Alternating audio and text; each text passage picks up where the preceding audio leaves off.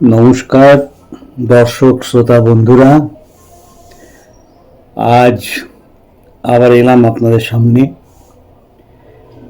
আজ আবার একটা আমার প্রিয় কবিতা শোনাতে।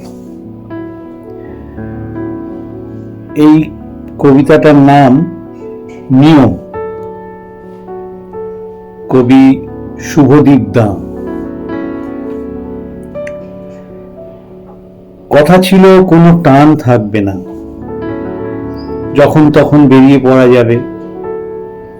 পুরুলিয়া, বেনারস, দেওঘর, ঘরে একটা চৌকি, কুঁজো, বছরে একটা বানানো শার্ট, এর থেকে বেশি আর কি বা চাই?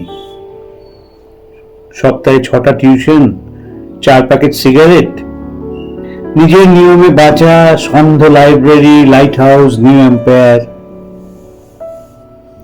কোনো কিছুই হয়নি এসব। যে মেয়েটিকে একটু অন্যরকম মনে হয়েছিল, সে না জানিয়ে দিল্লি চলে যায় 72 সালে। কবি সাহিত্যিক বন্ধু, লিটল ম্যাগাজিন, বসন্ত উৎসব, কিচ্ছু না।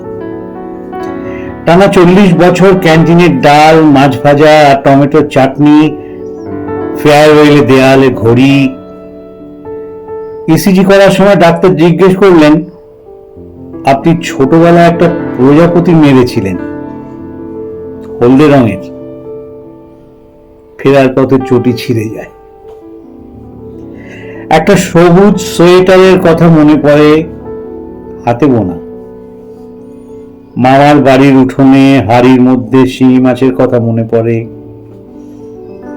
একটা রামধনু রঙের ঘুড়ি, মেঘলা টিনের বাক্স, অরণ্যদেব জন্মদিনে নাম লেখা টিফিন কৌটো।